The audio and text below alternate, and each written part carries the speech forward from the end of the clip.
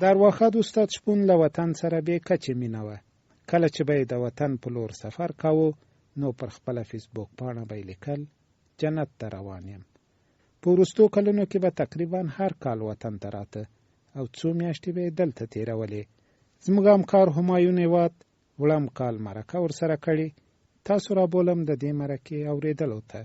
د استاد د روح ښاد او پر مزار دې نور وي.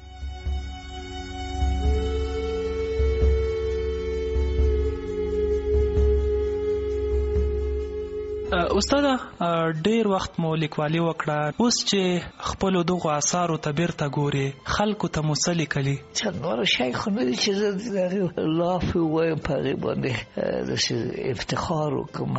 دومره شی نه دي. دغه ځینې لیکوالان دي مثال لایق صاحب ډېر ښه شی لیکي که نه، مګر خپله یې ستایي. خو فرض ما واقعا شی نه لیکلي، فقط خپله ټولنه مې مطالعه کړې ده. داسې مطالعه نه چې داسې تیوریتیکي مطالعه، بلکې کتلې مې ده په مختلفو حالاتو کې مې کتلې ده. په مختلفو حالاتو کې مختلف عکس العملونه خلک ښکاره کوي. ټولنه داسې نه مطالعه کېږي چې د تاریخ له نظر مطالعه کوي یا نور چې مطالعه کوي. دا ځینې جملې هم د خلکو لیدلي چې لیکي همدغه یک نواخته جملې دي چې باید سړی مصدر د خدماتو شي یا دغسې کوم شی. دا نه دی. مطالعه کول دې ته نه وایي.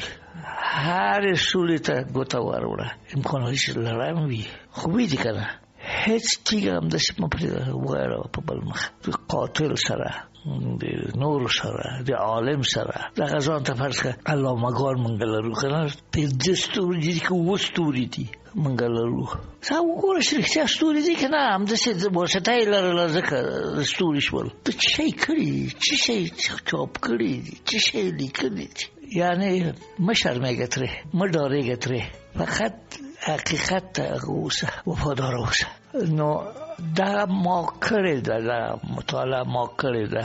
ډېر خو بزرگانو کې مې شیطاني عناصر لیدلي دي.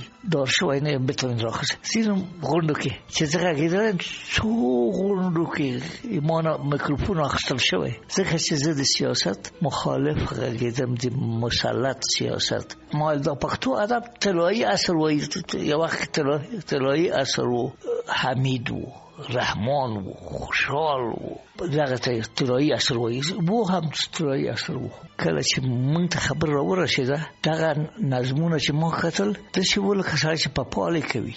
دا طلایي عصر څه بلا وواهه چې هغه شو داسې خراب شو. د محیدین افغان سراج الاخبار کې دوی یا په خپله محمود طرزي دغه چې تیږه او راه آهن و البتکې سره اوسپنه اسرائیل. دا ولې محیدین افغان وایي چې ګاډي مې خپل، موټر مې خپل، سړک مې خپل دی. دا نو څه شی شو؟ دومره چا وي؟ دا داسې په افتخار وایي چې موږ هر څه جوړوو. دا ادب نه دی که نه. څه بلا ورباندې وشوه؟ دغسې ما همدغه ته خبر راورسوله چې حبیبي صاحب رانه هغه واخیسته میکروفون، ویل موږ دی شپون بال دی قصاب وخوت د پښتو ژبې. همدغسې د اکثر ځای کې دا راځي پکې یارانه کې بنګړي ماتېږي. نو چې لیکوالي کوې، زه همدا وایم لیکوالي دپاره ورشه مطالعه ده، مطالعه کې هېڅ نه مه ډارېږه. بلکې فرض کړه چې نتیجه داسې نتیجه راغله چې د سړی چې محکوموي یا شی دا یې تا خپل ورور وي، رای مه پرې وایه. د حقیقت هم سترګې مه پټوه. استاده د نثر خبره چې کله کېږي، ستاسو د نثر رنګ تر نورو جلا دی. له اوله مو چې نثر لیک همدې ته مو فکر کړی و چې باید همداسې نثر ولیکئ که نه وروسته بیا همدا طرز مو را خپل کړ؟ یو شی چې ما اوله نه غوښته دا ده چې ته چې داسې څوک یې ولولي که نه، څنګه یې داسې کوم چې هغه یې ولولي. خبره به ښه خبره وي، خو د ویلو طرز مهم دی. دغه مې د پخوا نه و. خو دا نور معاملې به په سب کې راووتې. شی مې هغه کړ. یو وخت یو کتاب دی ما د بنګي غاړه ته څه بلا ده لوستې ده.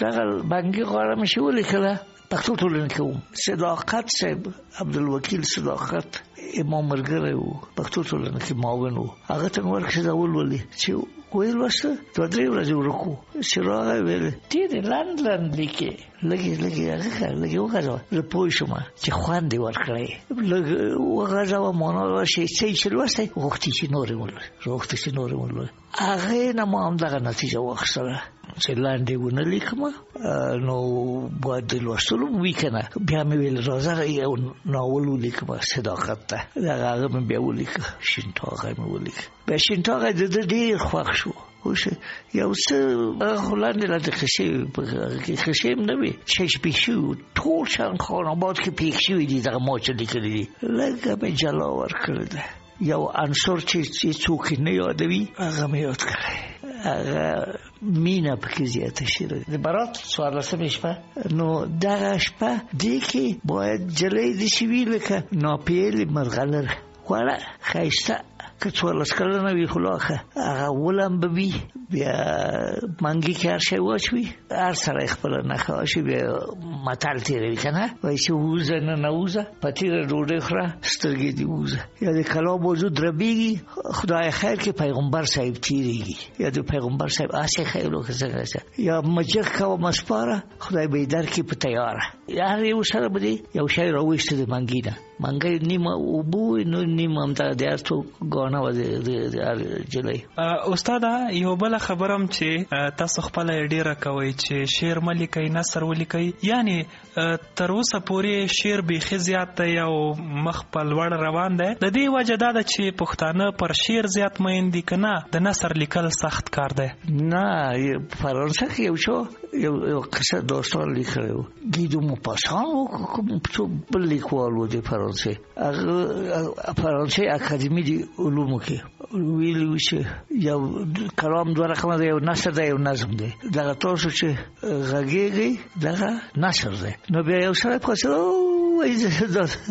دومره کالونه مې ویلي نه پوهېدم چې دا نثر دی چې نثر دغه شی دی چې ته وایي دا همدغسې ده نثر وایي خو لیکلی نشي لیکل شعر ښه لیکلی شي ځکه چې د نغارو سره او ډنګه ډګارو سره دا آسانه دی نظم که نه ځکه چې قافیه لري ولا زه ډارېدم چې ومې نه وهي ما سره یې لطف کړی چې وهلی یې لا نه یم زه پوهېدم چې نه منع کېږي نه یې مني څوک استاده دغه مخکې مو ویلې چې باید داسې یو شی ولیکئ چې خلک یې ولولي یعنې هغه خواږه پکې ورزیات کړئ نور ډېر لیکوالان هم شته دي دغه کار یې ونه کړ یعنې یو څه چې په ټولنه کې ولیدل هماغسې راواخیستل ویې ویل کاشکې هماغسې راواخلي نه راخلي یو برداشت دی یو لیکوالي یو سبک دی هغه چې سره میکند باید ونه وایي مینماید باید وایي خواند باید ونه وایي به خوانش گرفت دغه رقم شیان باید وایي د لارو کوڅې خبرې باید استعمال نه کړي خیلی شي ادبیات غالبه کې پې باندې لغتونه کې د مور سره چې غږېږي د کور کې چې غږېږي خبرې ښځې سره هغسې نه غږېږي که نه لیکل نه کوي هسې خبرې کوي د نغري خبرې دې ولیکي که نه کنار دی نغری خو به یې لیدلی وي که نه هر سړی هماغسې ولیکي په صحیح راځي استاده ځینې دا خبره کوي چې په لیکوالۍ کې جدیت پکار دی خو تاسو ډېر جدي مسایل چې راخیستي دي په خپلو لیکنو کې په لنډو کیسو او ناولونو کې داسې بحث مو پرې کړی چې هغه غیر جدي دی آیا مسایل همداسې بحث شي ستاسو په نظر چې جدیت پکې ډېر نه وي ما ویلي یو شرط دا ده چې خلک باید ولولي بل رقم نه لولي او همدې ته یو بل شی هم وایي د بهیر والا طنز زه سره موافق نه یم چې طنز دوی دې ته وایي چې وایي یو څه مقصد بل څه وي یو قصه درته وکړه ما ترور زوی و د کمونستان ملک نو هغه ویلې څوک مړه شوي وو د دوی په کورنۍ کې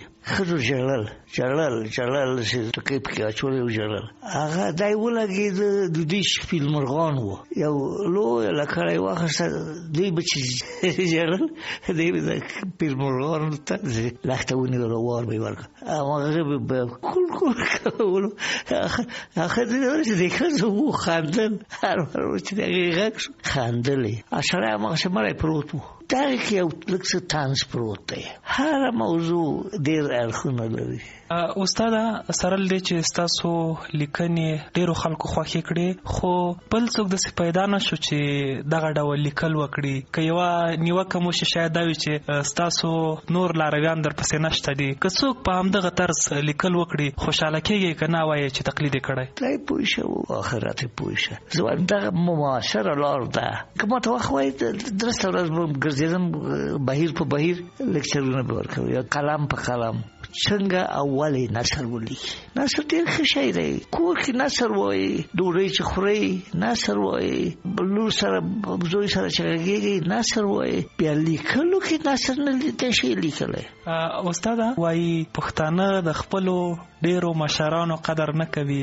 یعنی کاغه ښه لیکل کوي که ښه کارونه کوي. تاسو چې لیکنې کړي دي ورته خپلو خلکو ته مو خبرې کړي دي، له خپلو خلکو خوشحاله یې نازولی یې که نه؟ والا د حد نه زیات زه په دومره نه ارزم.